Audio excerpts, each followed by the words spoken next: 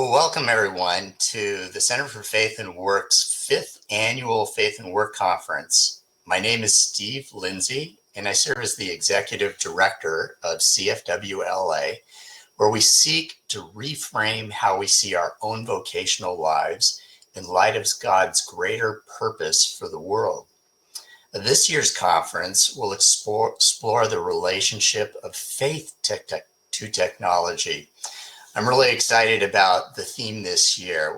When I think I have a background in engineering, I've been wanting to lean into this topic more in the past when I think of how to use this little device well and when to stop, or just all the things that we've been struggling with. I can think of no more recent time that's pushed us harder into seeking help from technology than this past year. You think about social isolation, remote work, online learning, dependence on breakthroughs in medical innovations, social dilemma effects, Zoom fatigue. And those are just as starters. So what is the real hope of technology in our future lives?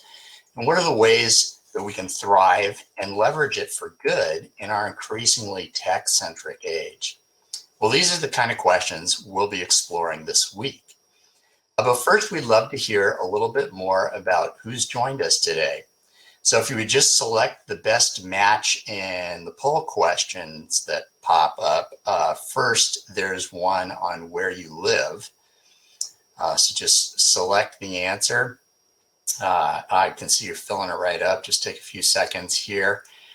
Looks like Los Angeles area by far, and some even at least one out of state. So welcome to all of you. Second question is, what is the main industry that you work in? So just pick the one that's closest to what you identify with. Again, they're just filling up fast. Looks like we got, an interesting mix, kind of a balance. Tech is dominating, it looks like. A nonprofit would be second, with entertainment and the arts third, and then a few people in business and finance, and then several in other fields as well. And then one last question for fun. What cell phone brand do you use? So we've got obviously Apple users, and Samsung's a popular one. Looks like iPhones are dominating today, and then a few Google phones and others. So well, that's fun. Yeah, thanks for that. And now, before we get under our way with our first session, I'd like to invite CFWLA's co-director, Margaret Lindsey, to offer up a prayer of invocation for our conferences here. Let's bow in prayer. Our gracious Heavenly Father, we lift up to you this conference on future work and the role of technology. We ask you to bless all the participants as we think through technology as an extension of your glory and for the advancement of your kingdom. Bless us as we examine our personal use of technology, its effect on us, and whether we are using it to create good, pointing to the ultimate good that will come at the final restoration. So as we begin this conference, Lord, we open our hearts to you and ask for the grace to quiet our minds so we can hear your voice. May we become aware of the loving presence of the Holy Spirit within our souls. And now, as we become aware of our breathing, we thank you for your breath that gives us life. We breathe in your loving kindness. We breathe out any anxious thoughts or distractions. We breathe in your grace. We breathe out any feelings of shame or unworthiness. We breathe in your steadfast love. We breathe out any agitation or turmoil. Father, we ask that you move us to a place of groundedness and peace. We ask you again, Father, for your presence with us this week and for your illumination to discern your voice regarding the role of technology in our lives and in your world. In Jesus' name, amen. Thank you, Margaret. Well, this year you should have received a really helpful little conference handbook that includes a program schedule. There's a notes page and guide for today's session that starts on page 6. This year we've included some wonderful prayers and liturgies related to the topic of our faith and daily lives interacting with technology. There's a list of really helpful apps and resources towards the back as well. At any time during the presentations, we encourage you to enter your questions in the chat area, and we'll be addressing them during our Q&A time. And we're delighted to welcome for our first session, Derek Schuurman. Derek is a professor of computer science at Calvin University. He's a member of the Christian Engineering Society. He writes for the Christian Courier as a columnist. He is author of a wonderful book, which I highly recommend. I've referred back to this several times over the last few years, titled Shaping a Digital World, Faith, Culture, and Computer Technology. And we're honored to have you join us today, Derek. Thank you for that kind introduction. I'm going to be speaking about technology and the biblical story. Let me bring up my slides. All right. Yeah, thanks again, and welcome to everyone from here in Grand Rapids, Michigan, from the campus of Calvin University. I'm going to begin with my own story. Technology has been a common theme in my life. Starting in my youth, I developed a fascination with the world of electronics. The passion began early with building crystal radios and electronics, later experimenting with ham radio and delighting in the world of early personal computers. My first computer was a Timex Sinclair ZX81, and I may be dating myself here, but it came with 1 kilobyte of memory, used a television for a video display, and used an audio cassette recorder to store and retrieve programs. My interest in technology drew me to study electrical engineering at a large, respected engineering school. And after graduating with a degree in electrical engineering, I felt confident I could tackle whatever technical challenges would come my way. And I began working at a small high-tech company as an engineer. Gradually, the novelty of the engineering job began to wane. And I recall sitting in a cubicle farm wondering what impact my day-to-day work actually had for the kingdom of God. I was educated in electrical engineering, which is to say I was not well educated in anything else.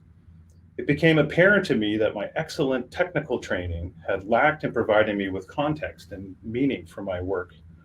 More specifically, I wrestled with how to integrate my faith in my work.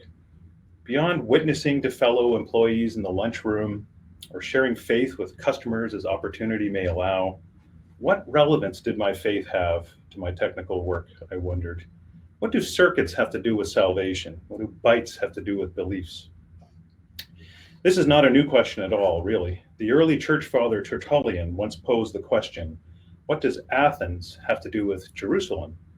What he meant by this was, what does Athens, a city representing culture, have to do with Jerusalem, which represented faith? Today we could ask the question, what does Silicon Valley have to do with Jerusalem?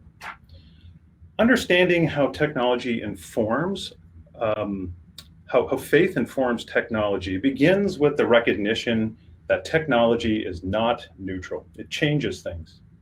To understand this better, let's look at a few examples, beginning with the automobile. It's not just a neutral tool to get from point A to point B. It profoundly shapes our environment and our culture. Our cities have been shaped around roads and streets to accommodate the automobile. Where we live, where we work, where we shop and worship are now separated by greater distances, making it more difficult to know our neighbors and form community. Moreover, the automobile itself has come to embody the values of freedom, individuality, autonomy, and sometimes even to display status. Again, technology is value-laden. The digital world also changes us. In his book, iBrain, neuroscientist Gary Small describes brain plasticity and how our brain changes in response to what we do. In a sense, the neurons that get fired are the ones that get wired. Small describes how technological activities can sculpt and shape our brains. Small suggests that the digital revolution has, quote, plunged us into a continuous state of partial attention. And in this state, people no longer have time to reflect or contemplate.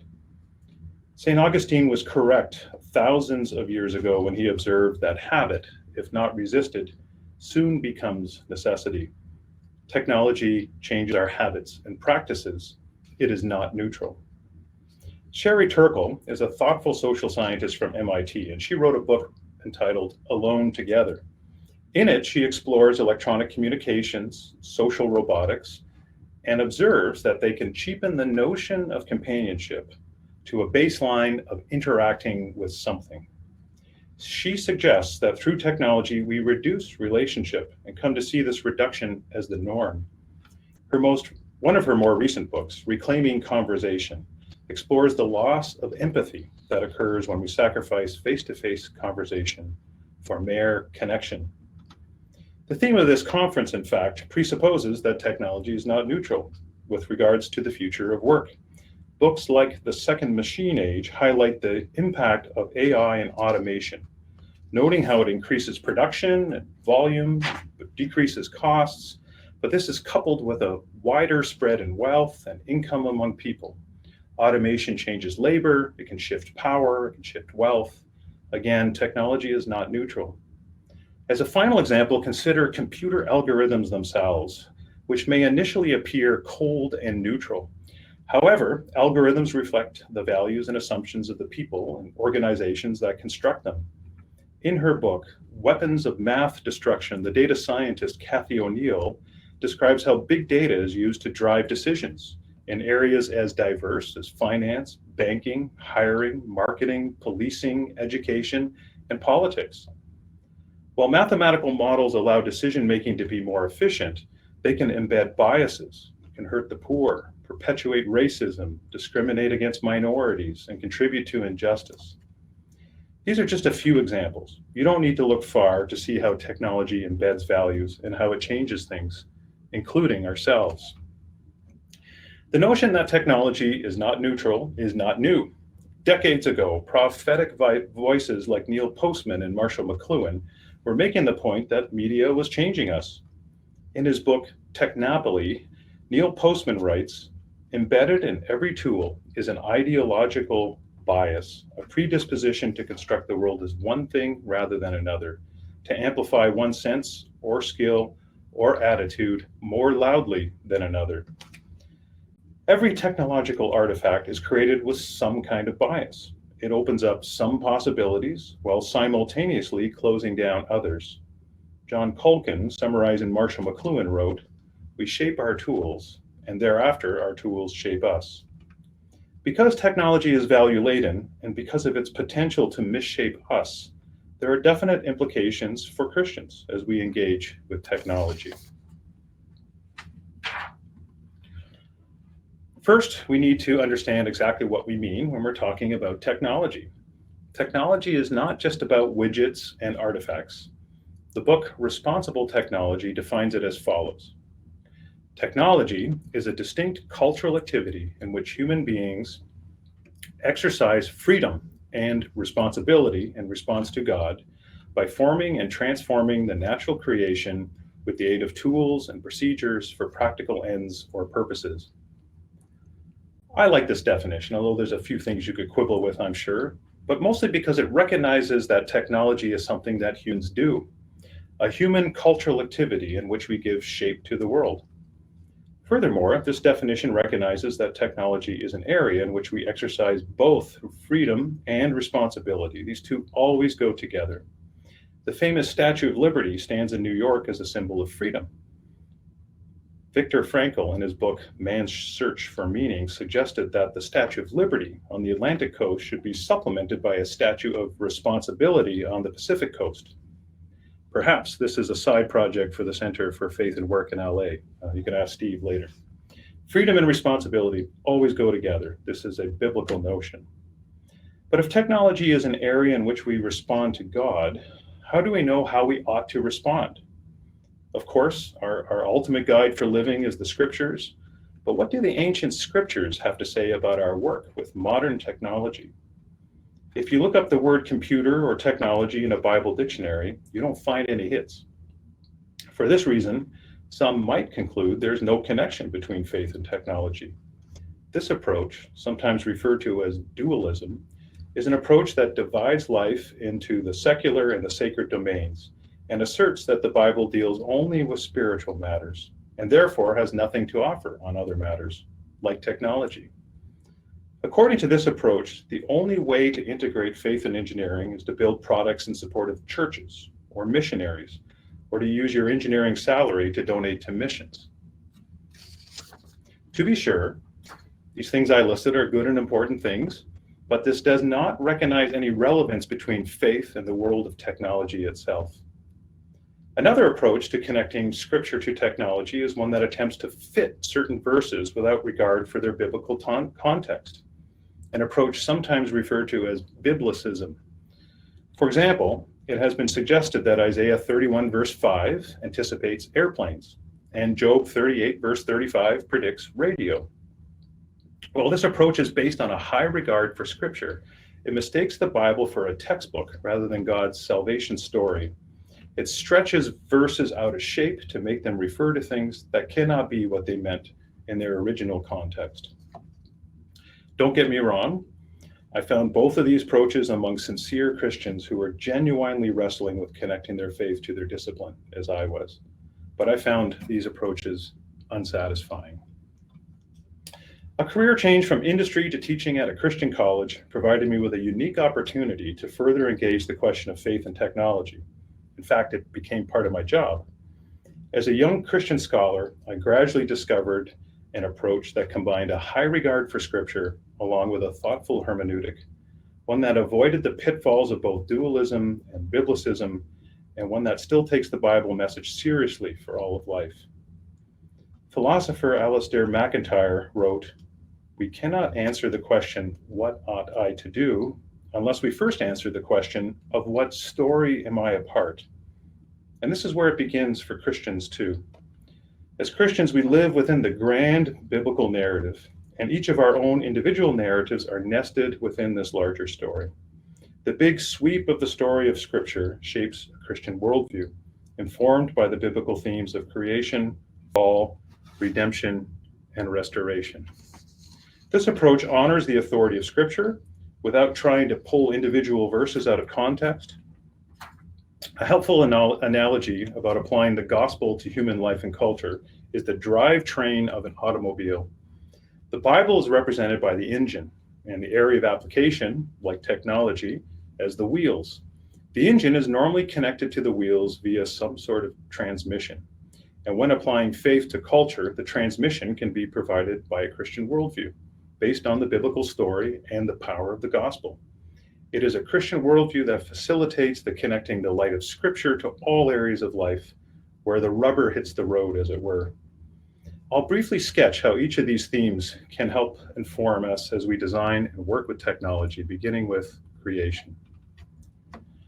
Creation, we can say, for starters, includes technology. Technology is part of the latent potential in creation. Sometimes when we think of creation, we think of natural things like stars and trees and flowers and animals. But creation is, in fact, all of the things that God has ordained to be. And this includes technology, which is part of God's good creation. Furthermore, in the creation story, humans are given a cultural mandate in Genesis 1 verse 28, called to work and cultivate and keep the earth. We're also called to fill the earth. This does not mean just having lots of children, but it means unfolding all of the potential and possibilities in creation, in art, culture, fashion, music, cuisine, and also technology. As image bearers, we are distinct from machines, and this has profound implications for our view of artificial intelligence and personhood, for example. I love this quote from computer scientist Frederick Brooks, a Turing Award winner. He wrote the following: "Why is programming fun? What delights may its practitioner expect as his reward? First is the sheer joy of making things. As the child delights in his mud pie, so the adult enjoys making things, especially things of his own design. I think this delight must be an image of God's delight in making things, a delight shown in the distinctiveness and newness of each leaf and each snowflake. Creation is complex and diverse. God made each thing according to its kind. But people frequently seek to reduce things to a common denominator. For instance, in computing, we might be tempted to see everything as data or information. But not everything that counts can be counted. The computing pioneer Jared Lanier has observed that information systems need information in order to run, but information underrepresents reality. We need to avoid reductionism and remember that creation is both diverse and complex. Furthermore, in the creation story, we read that God establishes a pattern of Sabbath rest. Work and rest are part of the rhythm of creation. With the continual nudges from our 24/7 digital devices, finding time for Sabbath has become more difficult. Again, our tools shape us, and our tools never rest. Finally, creation has laws, limits, and norms. These are creational laws upon which technology and computing relies, and which mark the boundaries for what is possible. There are also norms for technology. These are the things that describe how things ought to be, where we exercise both freedom and responsibility. And we'll talk more about the norms in a moment. Somewhere near the beginning, the human family fell into sin, and all of creation fell under a curse. In the words of Romans 8, verse 22, the whole creation has been groaning. Indeed, we tend to underestimate the scope and gravity of sin. It is more than individual moral actions. It has implications for the non-human creation as well. In the words of Bob Dylan, everything is broken. Our work is frustrated by thorns and thistles, and the fall has had implications on all human activities. An important realization is that sin does not create anything. Sin is a virus that attaches itself to creation like a parasite. This may sound unusual, but even something like internet pornography is only possible because of God's creation. He created the possibility for computer technology as well as human sexuality. But internet pornography is taking God's good creational gifts and twisting and perverting them in a way they were never intended to be. One could say that technology has both a structure as well as a direction. Creational structures endure according to God's word, but they can be either directed in obedience to God's intentions or towards more disobedient uses. The common question, is technology good or bad, is actually a false dichotomy. Technology is part of God's good creation, but the important question is, to what direction is it pointed? Towards uses that make us more like the people God intends us to be and closer to the kind of world He wants us to shape, or towards more disobedience? An important impact of sin is also on the human heart, which can also be misdirected. Already near the beginning of the Bible, in Genesis 11, we read of the Tower of Babel, a civil engineering project which employed new technology for making bricks used by humans in an attempt to build a bridge between heaven and earth, to make a name for themselves, we are told. God disrupts their plans, but this temptation to place our trust in technology endures. Efforts toward modern-day Towers of Babel persist. One book, titled Infinite Progress, includes the curious subtitle, How Technology Will Ultimately Solve Ignorance, Disease, Poverty, Hunger, and War. This is religious language, proclaiming a bold trust in technology. And anytime we put our faith in something created rather than the creator, it becomes an idol. And any good thing in creation has the potential to become an idol. John Calvin wrote about our nature as perpetual factories of idols, and technology is just one of the counterfeit gods that we manufacture. For some, the trust in technology extends so far that they look to it for a solution to death. There are some very clever people who firmly believe that eventually we will be able to upload our brain into a computer and live forever in a virtual paradise, something that's been referred to as the rapture of the geeks. But this faith in technology is very mistaken. It is based on a faulty presupposition about what it means to be human, a reductionistic view of life as nothing more than simulating the particles of the brain and software. In his book, Playing God, Andy Crouch observes that every idol makes two and extravagant promises. You shall not surely die, and you shall be like God. And technology is no exception. Psalm 115, verse 8 suggests that all who make and trust in idols will become like them. In this case, the end goal is to literally become like a computer. But God did not leave us without hope. I love this passage in Colossians 1, describing the work of Christ and redemption. For in him all things were created, things in heaven and on earth, visible and invisible, whether thrones or powers or rulers or authorities, all things have been created through him and for him. He is before all things, and in him all things hold together. He is the head of the body, the church. He is the beginning and the firstborn from among the dead, so that in everything he might have the supremacy. For God was pleased to have all his fullness dwell in him, and through him to reconcile to himself all things, whether things on earth or things in heaven, by making peace through his blood shed on the cross.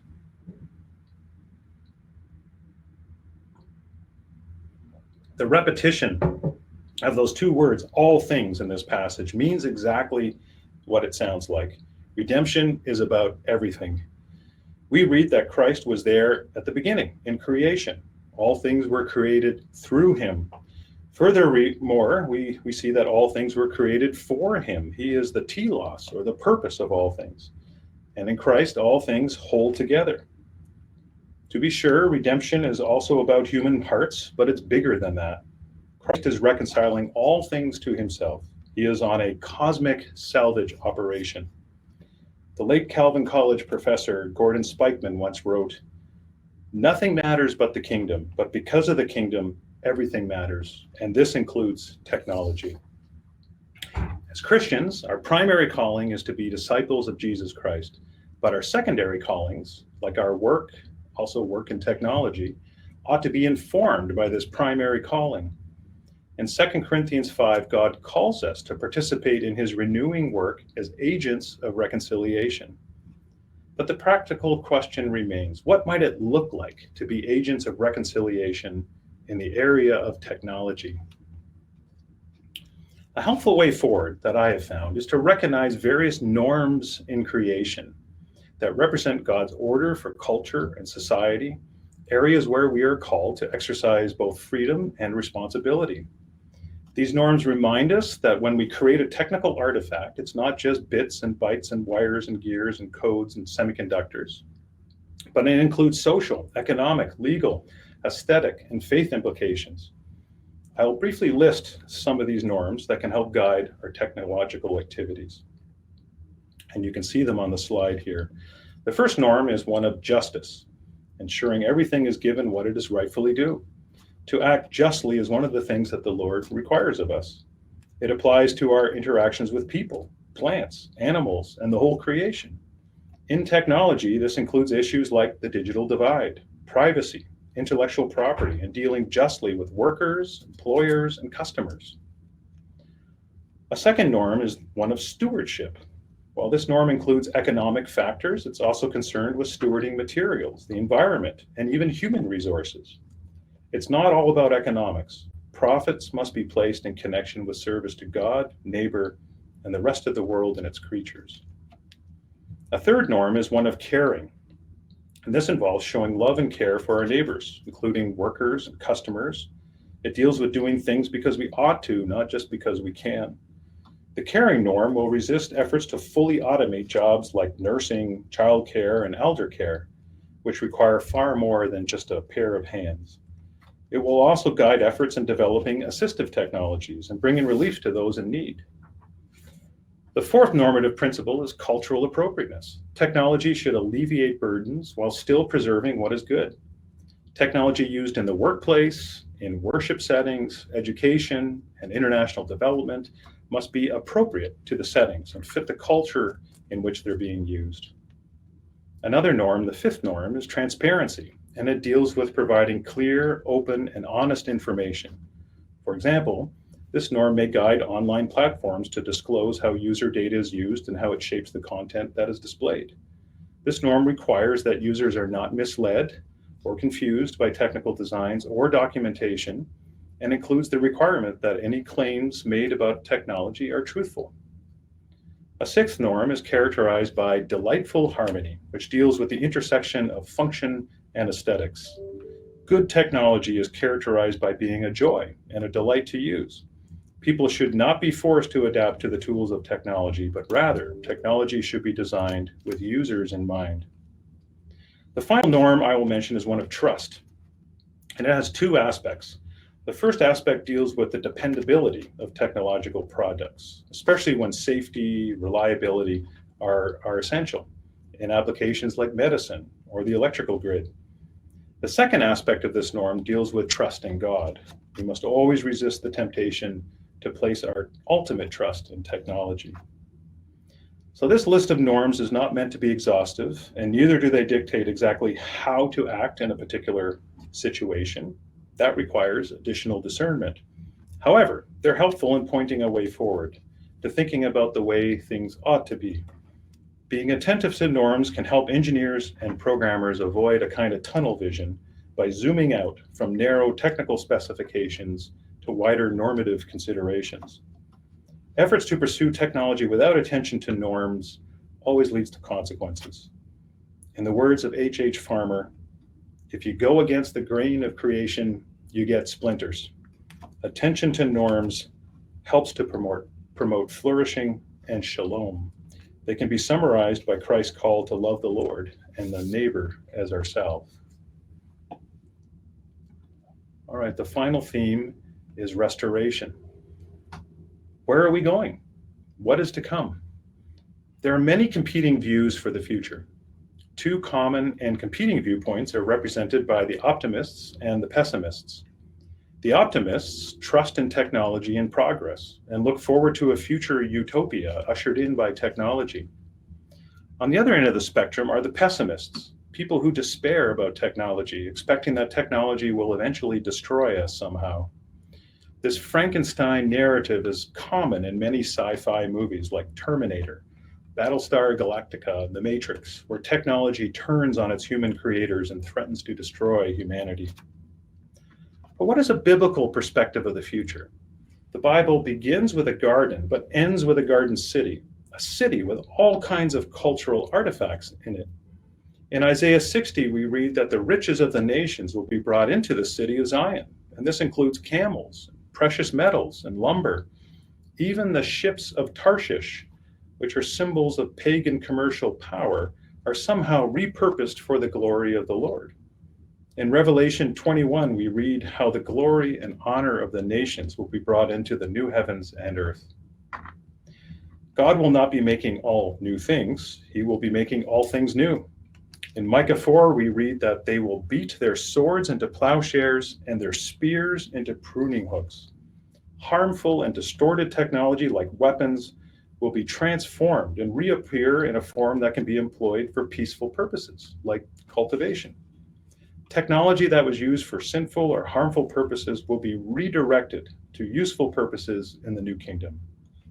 Perhaps predator drones and battleships will also be there, but repurposed in service to the Lord. Each year in my capstone computer science course, I suggest to my computer science students that I will not be surprised to find computers in the new heaven and earth, but some of them have been skeptical. Ultimately, we need to be humble and acknowledge that we still see through a glass darkly. We don't know what a world without sin will exactly look like, but still, I won't be surprised if computers, perhaps running Linux, are going to be brought into the new heaven and earth along with the glory and honor of the nations. The passages in Isaiah 60 and Revelation 21 describe a restoration of meaning as everything is redirected in service to God.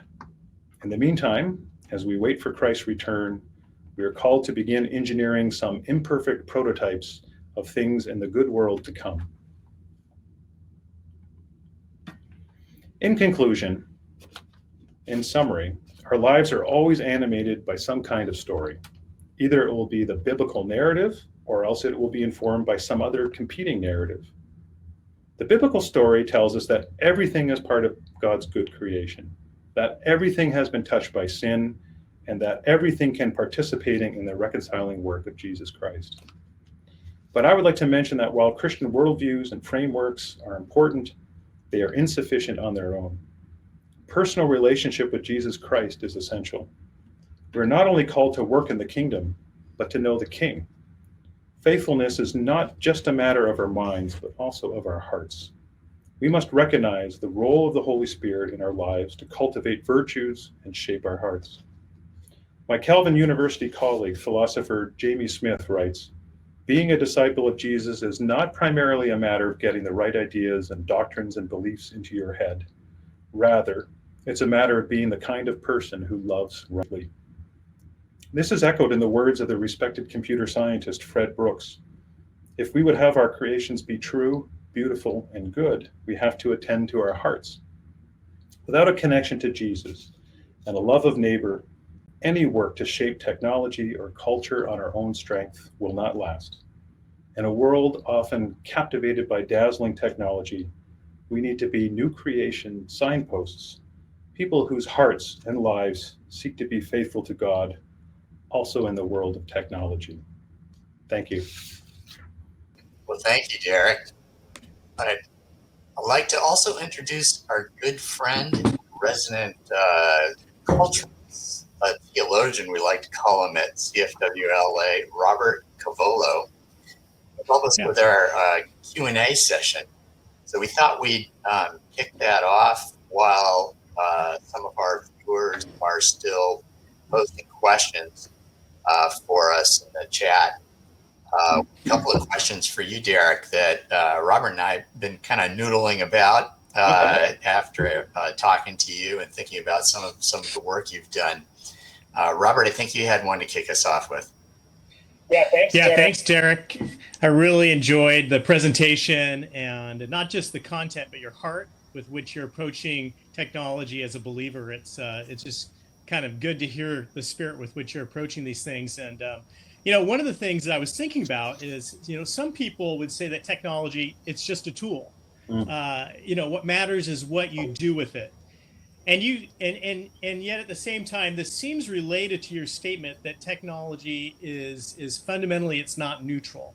And so maybe you could take something like the smartphone and help us think a little bit about something like this, a little bit more about how we should understand technology in relationship to something like the smartphone. Is it just neutral? And if not, then, in what way do we understand it as affecting this? No, right? Because it seems obvious at first. You can download good apps or bad apps, and but I think you need to kind of zoom out. And this is what these media ecologists, like Marshall McLuhan and Neil Postman, were trying to say, decades ago already. In fact, Neil Postman, I find his analogy helpful. He says, you can't add a drop of red dye into a glass of water and have a drop of red dye in a glass of water. You have a whole new substance. His point was that, new media, new technology is ecological, right? If you take a new species and drop that animal in a forest, it's going to change all kinds of things. And technology is kind of like that too. It's ecological.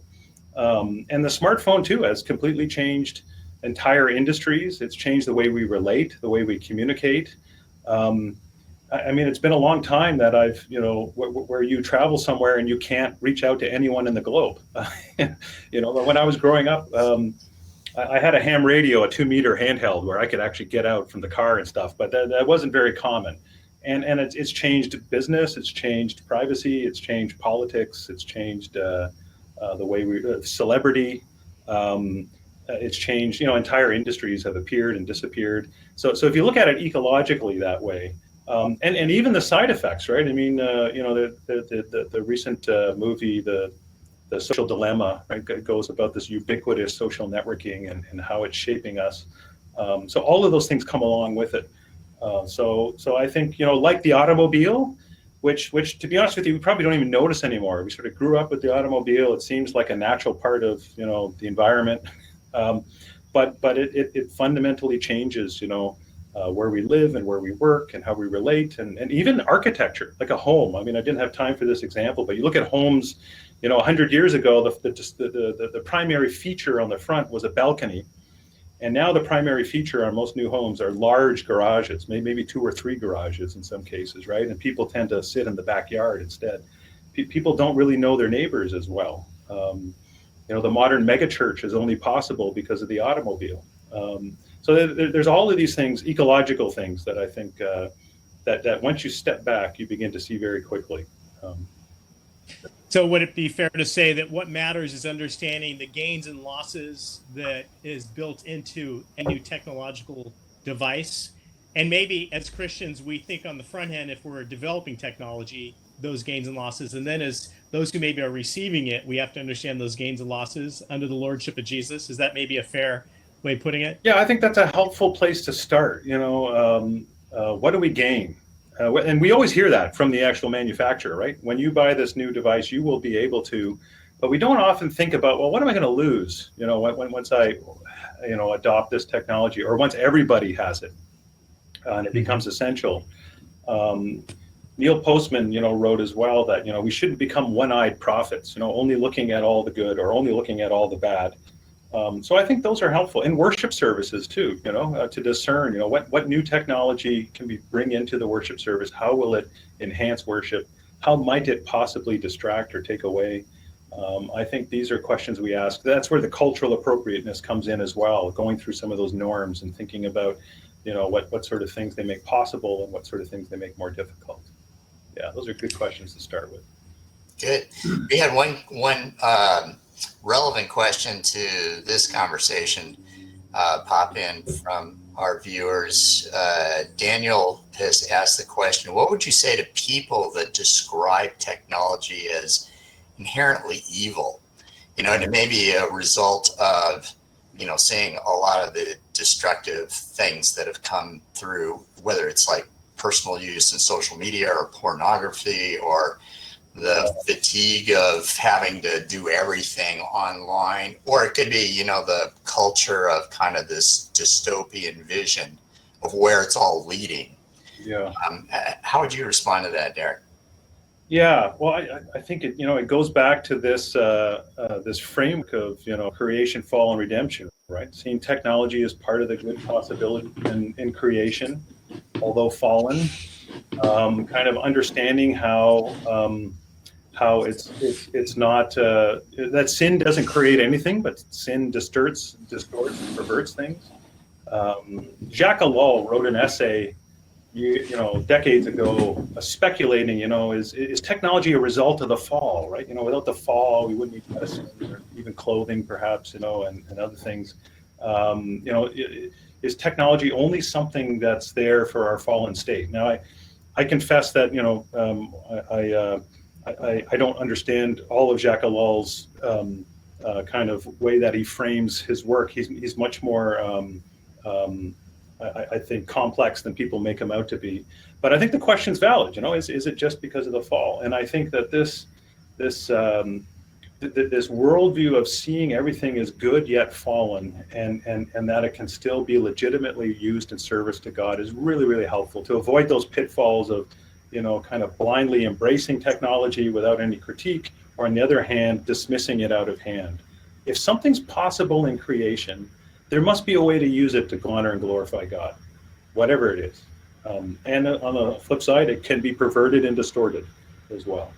So, yeah. To say is technology evil, it would be similar to say that about any other human cultural activity.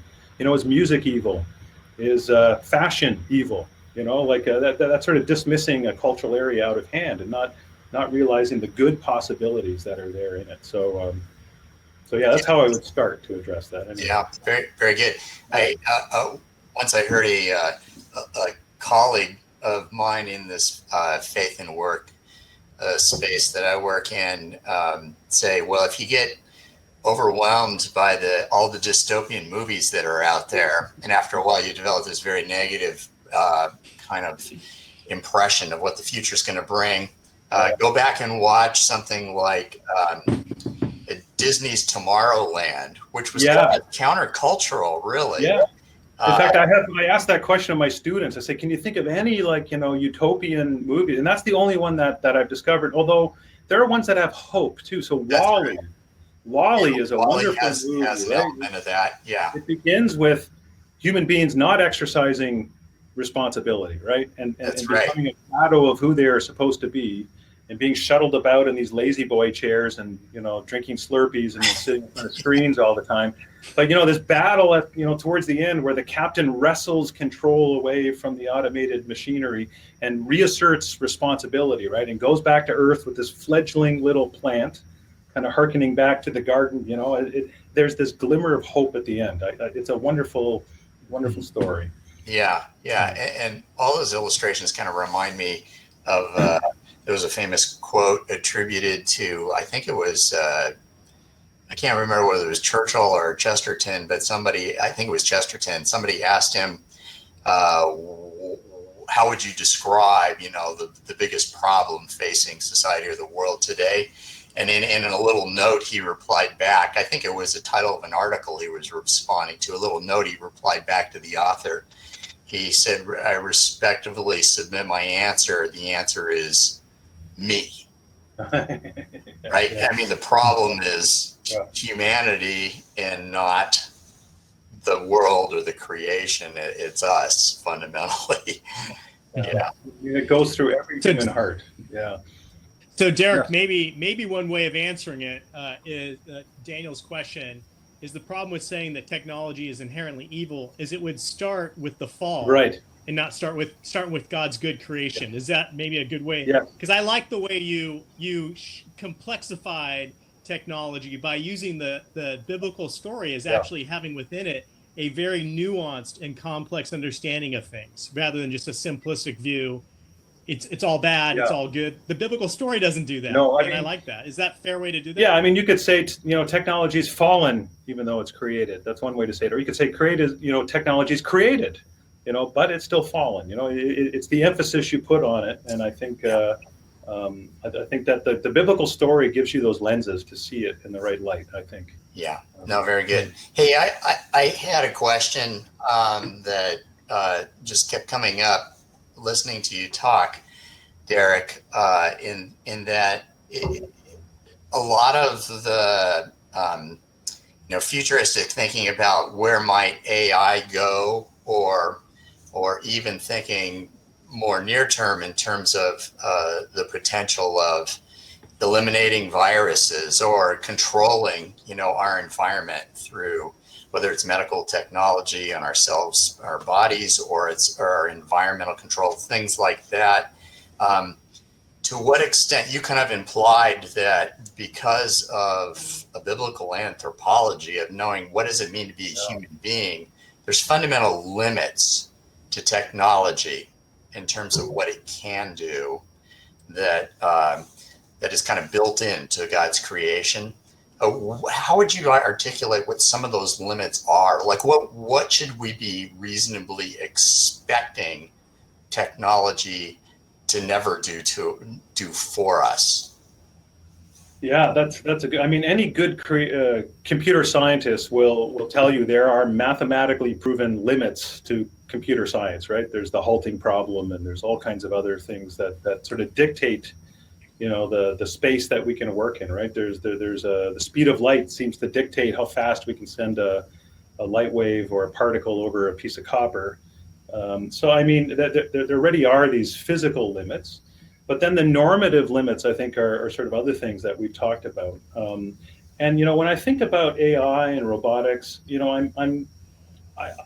I tell my students, I speculate that I think there'll come a time when it will be very, very hard. It'll be very easy to fool most of the people most of the time when you have, let's say, an AI call you, or perhaps even if robotics technology gets to the point where our appearance becomes very much like human, but ontologically, anthropologically, right, as you brought up, it doesn't make it human. And in fact, I think the transparency norm, I mean, one thing I've speculated with some of my students is I think it might be helpful in the future not to try and trick people into thinking that they're talking to a human, but to be very transparent about, this is an AI voice system. I'm going to make a barbershop appointment for someone, and then go ahead and do that. I think, these normative things, we might be tempted to actually, there might be the ability to go beyond these normative limits, like building child care robots, elder care robots. I mean, that's very possible. And in fact, in some places, they're working on these things. But I think it's those normative sort of questions. What ought we to do? And thoughtful people like Sherry Turkle and others some of the ones I quoted in my talk, are really helping us to kind of think about what it means, the importance of empathy, right? In our human interactions and so on. But the ontological question is very important. The fact that before we say what technology ought to do, we have to kind of recognize what it is, and it is not human. So we should not use it to replace tasks that ought to be done by humans. I can see it augmenting, in child care and elder care where lifting is involved, or, other kind of physical labor, to have an assistive device or a cobot, as they're called, working alongside a human. In places where it's dull, dangerous, and dirty, I think those are really wonderful kind of ways to bring more flourishing by having, some automation and equipment assist us. But yeah, a machine will never be a human. We see in the creation story already that the creation of men and women is very different than the rest of the non-human creation, even in the sequence in the story, the way it's told, and the elements, that there's the stuff of the earth, but there's also the breath of the Lord. There's this, responsibility that's imparted, this possibility for relationship. So even though machines may become convincingly like humans, they will not be human. And so I think we need to think, well, then how ought we to use them? What are appropriate ways to use these? Exactly. Mm-hmm. No, that's great. Yeah. Mm-hmm. Okay, there's a couple of questions that have popped in here. We'll take one from Wynn has asked the question, Derek, why do you think difficult labor done usually by women shouldn't be replaced? That's kind of an interesting question. Okay, I'm trying to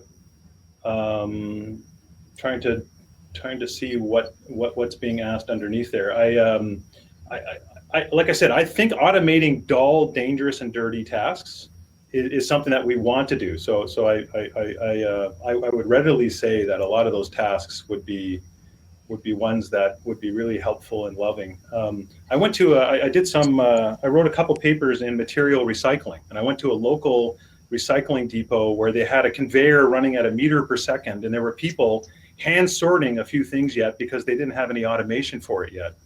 And I remember thinking that's a job for a machine, to have people standing there 8 hours with a fast conveyor with all this dirty stuff going by. That's where automation, can really, really shine. And so I think, that if you want to be more nuanced about it, there's probably some jobs that could be automated that you may not want to automate because you want to provide jobs for everybody, regardless of their abilities, right? And maybe preserve some jobs that might be automated because of the ability to meaningfully employ people. Yeah.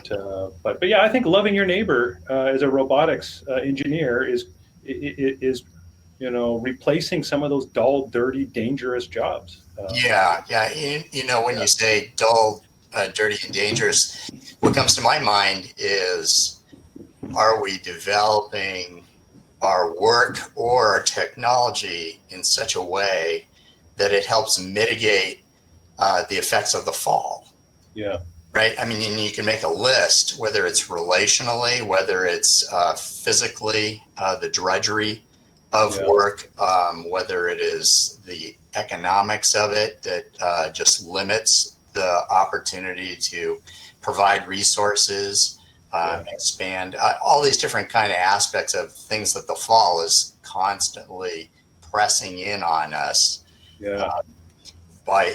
because of ourselves and our own limitations, as well as the way creation has been somewhat broken and is under that effect as well. Anything we do that kind of pushes back against that with technology, whether it's a particular category of people in a really challenging work environment, start asking those kind of questions. Well, how is this creating unnecessary toil or drudgery or safety concern or whatever it is? Yeah. No, that's good. There. On the flip side, I would want to say, I love mowing my grass, and I don't want anybody to take that from me. Yeah. It's one of the few times where I'm doing something with my body, and I'm out there and I can smell the grass. And so, sometimes something that might be one person's drudgery might be another person's gift. That's true. That's true. Yeah. I think that's absolutely right. There may be some things we may want to do just for the delight of it, that could be automated, but we choose not to. That's right. We'll get you over right away, Robert, to mow my grass. I said my grass, Steve. Very good. Hey, there's another question that came. Let's see. Did I get? Oh no, this was there was a clarification. Just to clarify, my initial question was regard to comments about everyday caregiving, which can be very tiring, to be physically challenging. Yeah, and that's where I see those cobots. We need to discern this as a community, and I think we need to think about how this ought to work. We need to think about how it impacts the people employed and the people being served. But the idea of a cobot that can do the heavy lifting of patients, that works alongside a caregiver, to help with that, because that kind of work can be hard on the human back and so on. So I think there's ways to work together with machines, that it's not an either or, but oftentimes I think the kind of humans with appropriately designed technology can actually be better in some of those roles. So maybe one way of saying that is that technology was affected by the fall because it was built into God's good creation. But then conversely, if we think redemptively, actually technology can actually also affect the fall. Mm-hmm. And in some ways, we can see God's redemptive work in undoing some of the impact of the fall through technology. So technology is coming and going in terms of the fall. Well, there's an example. Right after Adam and Eve are expelled from the garden, God creates clothes of skin, right? They've got these kind of, very fragile leaves, right? Or whatever they had fashioned. And God actually uses animal skins to clothe them, showing how the earth's resources could be used in their fallen state, So I see that as an example of God saying, no, there are ways we can push back against some of the effects of the fall. Now it's not, technology is not going to lead to redemption, but by God's grace and by his mercy, right? He gives, like medical technology, vaccines immediately come to mind, just a wonderful gift from God to deal with our present situation. Yeah, very good. Let's see, I got another question that's coming here. How do we keep this is from Jonathan, how do we keep from partaking in the fallenness of technology as our lives become more intertwined with technology, i.e. the ecological climate impacts of giant data centers that drive all of our devices and software? There's some big problems to solve, no doubt. The norms come back to mind, right? The stewardship norm and the justice norm, and there's signs of hope. You see things like efforts in green computing, and greener grids, and these sorts of things. I think Christians should wholeheartedly support and applaud those sorts of efforts, and also in our own lives when we make decisions about purchasing items individually. And I think Christians should try to be part of the solution, and as much as they're able. And sometimes in a large company, I talk to students about this too, right? If you start at a large multinational, you're not going to set their environmental policy, but you're sitting around the table when decisions about sourcing parts are made, or about sourcing how much resources an app will need on a phone or something like that, and you can, in little ways, right, contribute to thinking about being more responsible in some of those little decisions, even if your responsibility is limited. No, that's good. Ashley has a good question in here. Do we think that choosing to over automate everything, that it is difficult, undervalues virtues like discipline and hard work, which leads to a general mindset of entitlement and laziness, which spills over into other non-physical areas. Yeah, so becoming like the Wall-E people, right? In the Yes. movie Wall-E, right? That's what came to my mind too. Yeah. I think, that's why automation is an area that I think is going to be really, really important, to kind of carefully ask the questions about, how we proceed with that. I mean, it may be worthwhile to retain certain things for exercise, for physical. I mean, and it depends what you do. If you're a coder all day, then I think working in the garden on Sunday is wonderful, right? But if you're a farmer, working in the garden on Sunday is probably not what you may want to do, right? Maybe spending some time on your computer might be a way of enjoying a Sabbath. So, but yeah, as we approach automation, I think, while I've said dull, dangerous, and dirty, I don't think we should be avoiding effort or avoiding challenges, in our daily work, whether they be mental or physical. But I think we need to be asking, what sort of things can we, in a loving way, kind of discern how to push towards machines, and what sort of things should we not give up? The things that I tend to think of are the things like the human kind of tasks, like caregiving, which, by the way, are often tasks that aren't paid very well. I mean, these are the ones that I think are really, really essential. And then there's more sticky issues like, whether or not, there should be lethal autonomous weapons. Should we allow drones to make kill decisions on their own, or are those ethical decisions? Must they always have a human in the loop? So there's all these sorts of, and again, it goes back to norms, right? Thinking about these normative questions, and I think that it's something that we need to think about as a Christian community, right? What are ethical ways to use AI? I think as individuals, we have responsibility, of course, in our roles, but I think as a community, as Christians, we need to join this wider dialogue that a lot of people are having in secular circles too, about what kind of world are we going to build, and finding ways to work together with them for common cause, quite frankly. Even though our worldview, or the story that we're working out of might be a different one, we can share certain goals with people, because I think people, whether or not they recognize the biblical story, will discern there are creational norms, right? When you when you cheat and steal, there's usually consequences, right? If you're unjust, it usually comes back to bite you. It's sort of the way the creation is made, right? So yeah, that's not a that may not be a satisfying answer, but I think that's the way to move forward. Well, I think one of the things I've really appreciated in your talk, Derek, is and this is something that you don't often hear kind of emphasized, especially in the technology discussion, is that there are limitations. Yeah. And those limitations are actually good. Yeah.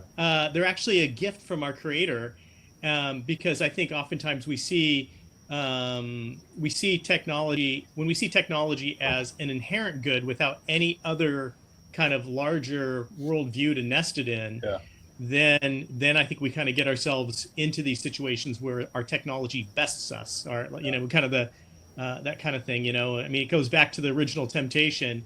Hey, you can be like God.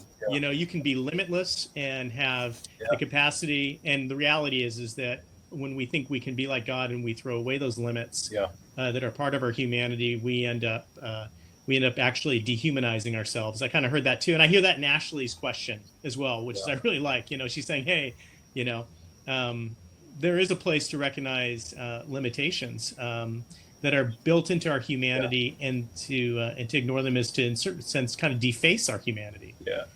Marshall McLuhan had this really interesting point years ago. Like, he had these 4 laws of media. One of his laws was that if you push something to an extreme, the reverse happens.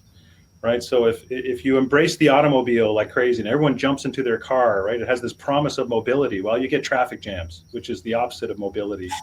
Right. Social networking, right, has this promise of enhanced social connection. But if all we do is social network, we're sitting in the basement with a glowing rectangle all by ourselves, right? So it's the opposite of social connection. So idols promise you everything and in the end deliver nothing. And so putting your trust or pushing these things to an extreme always leads to disappointment and consequences. Yeah. Yeah, no, that's great. And that kind of relates to a question Melissa has. Understanding that tech is inherently not neutral, how can we faithfully acknowledge and navigate the bias embedded in the tech we use every day? You know, where it's like thinking of this primarily, and then, you know, maybe our laptop or whatever it is we're constantly.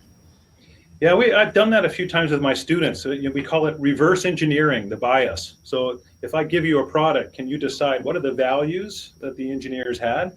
And sometimes that's not always obvious, you know, discerning after the fact, the sort of biases and the non-neutral kind of decisions that were made. But, you know, when you, one example I use in class is I show a Keurig coffee maker with K-cups, and I show a large, you know, coffee urn, and I say, these are both coffee devices. But what are the values that inform the design of these two things, right? They're built in a different way. They've made certain decisions. There's different normative things that have been done with them. And that creates this interesting discussion. I think in software, you can, it's not always obvious, but there's certain things you can do with a package and certain things you can't do. There's certain file types that are supported and others that are a pain to work with or may not be supported. So, I mean, and some of those have business reasons or competitive reasons or marketing reasons. And so I, when it comes to the smartphone, right? I mean, the values are freedom and mobility and a world that's kind of, drawn around you in a lot of ways, and continuous sort of nudging, and that's driven a bit by a business model, right? Where getting more eyeballs is what. So those sort of biases are built into how the machines behave and so on. And then decisions about how parts are sourced and the privacy settings of these apps. You can download flashlight apps that try to access your contact list, like things like that, where you kind of wonder, okay, what are the values of the people who built this app, where it becomes more apparent. But yeah, I think more as an engineer or a designer sitting on the other end of the design decision, to be able to think about what things do I value, how do I show love to the end user, to our customer. And then I think as users on the other end, when we buy a product, looking at, how are the design decisions of this device changing the way that I live, or the way that I interact, or the way that I work, and is that a good thing, or the way that I worship, or teach? I'm using tools now to teach all the time, and there's certain design decisions that are very very annoying that I've had to deal with, and shortcomings based in the media itself. But so yeah, they're always there, and I think sometimes they're not always evident until later on. It's getting back to our ecological example. When you introduce a new animal into a new environment, it's hard to predict what's going to happen when you take a frog from Australia and put it in the Midwest here. And the same thing with devices. We can know the sort of ways that they're tilted, but we can sometimes not predict the kind of impacts that they're going to have. And so that requires ongoing humility and discernment, as we. Sure. Yeah. Very good. Yeah. There was a question that came in from William. Should the church be a leader in driving government regulations that promote ethical development and use of technology, versus an alternative to that would be more in the background, a primary driver impacting culture and society in general, that in turn influences government regulation? So more of like a primary actual prophetic voice into speaking into government authorities, or more of like educate and inform and help disciple people to be out there in society having an influence? Yeah, that's a good question. It has to do with also, the nature of the church and so on. Right.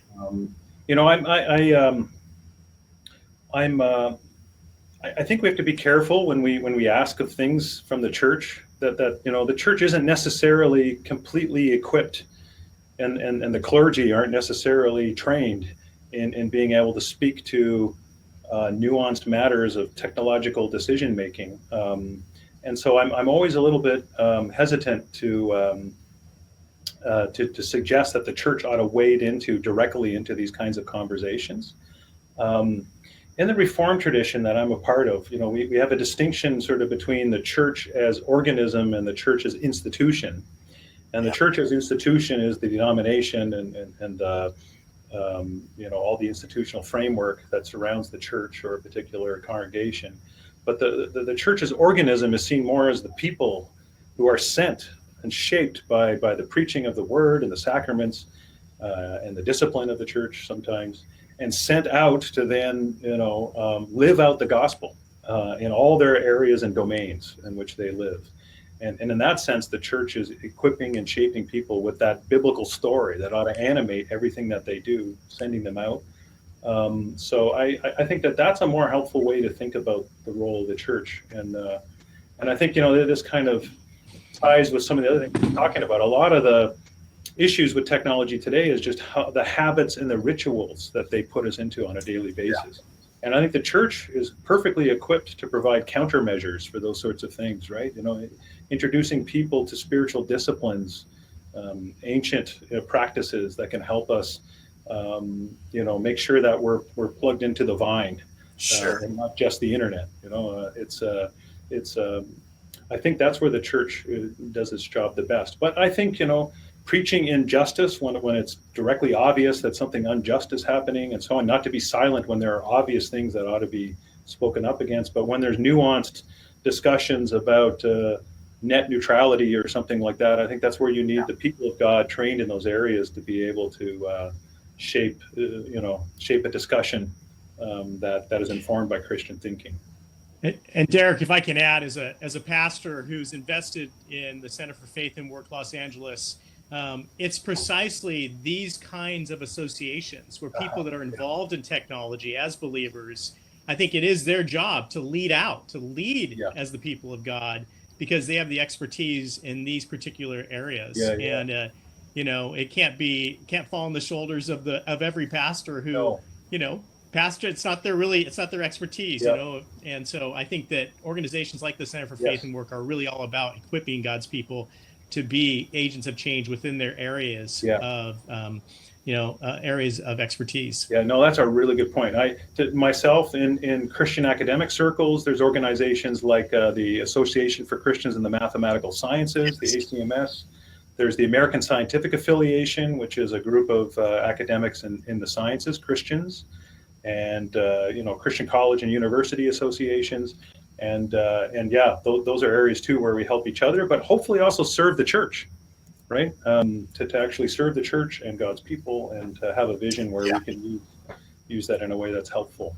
Yeah, absolutely. Yeah, absolutely. No, that's great. Yeah, and that is definitely at the heart of the long-term vision of something like Center for Faith and Work Los Angeles, is cultivate those kind of groups and disciple people that are deeply embedded in all those different institutional policy-making areas to speak into that in ways that's really informed and nuanced and relates well to the complexities of those questions. There's a couple other questions coming here. One is about kind of a reading list of resources that you referenced in your talk.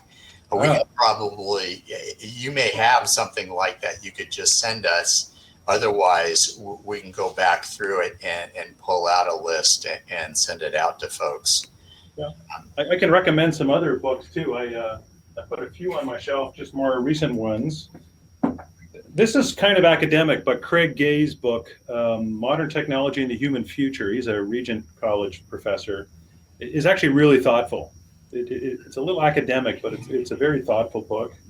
The issue of transhumanism is one that's come up and creating a lot of buzz, and Jacob Schatzer wrote a really good book about transhumanism and the image of God. Again, getting back to the biblical story. John Dyer has written a book called From the Garden to the City, which I've found is a helpful resource. This one's a little more dated, but God and Gadgets by Brad Kallenberg. I thought that was a thoughtful book too. Yeah, good. Well, we'll get a list from you and put some of these up and share it with everybody. That's a great question. And maybe we'll wrap up with a question here that came from Sarah. What are your thoughts on our responsibility as Christians towards those left behind by technology? For example, self-driving cars replacing truck drivers on the road. Yeah, that concern about job displacement. Yeah, I wrestle with that myself too, and we just talked about this a week or two in our class.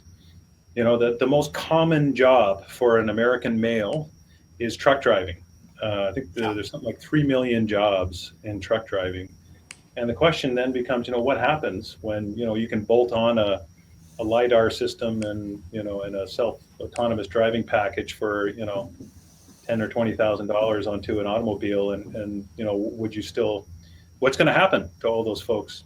And I'm concerned as well because, the argument has been throughout the 20th century that whenever new technology comes along, the jobs that get displaced get more than replaced by new opportunities, right? The buggy whip manufacturers go and work for the new car automotive manufacturers and hence it goes on. But people have been saying, the one book I quoted, The Second Machine Age, is making the point that we've reached a point where GDP and employment used to track. So as the production of goods went up, then the employment also tracked. But there's been a bit of a break in the last decade even, where we've been seeing more and more bounty, more and more GDP, but fewer and fewer jobs, and also in white collar markets. So it isn't just the truck drivers, it's accountants, and the New York Times had an article, the robots are coming for fill in accounting. It was talking about how some of these white collar jobs. I always mention to my students the one job that can never be automated, of course, is professor. But other than that, there's, but it's a real concern. What do you do? So I think loving your neighbor means not pursuing an economy where efficiency is always the prime goal. And people have speculated different approaches to this. A basic annual income for everyone.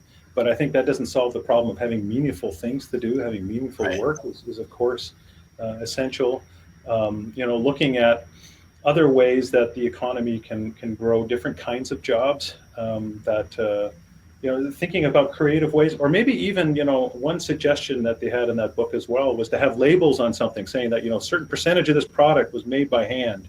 Just like when you buy organic produce, there's a good housekeeping seal of approval on your goods, that you may actually make decisions as consumers that employ more people or reward craftsmanship rather than just stuff that's stamped out in automation. So there's a group of things there, but I think as programmers and as people involved in this industry, we need to be thinking about that for sure. And there's no easy answers. Yep. I think that needs a lot of wisdom, and it's very contextual. So and not just computer scientists. We need economists. We need social scientists. We need psychologists. We need theologians. We need philosophers to join this discussion. I mean, I think the engineers on their own need some help with these sorts of things.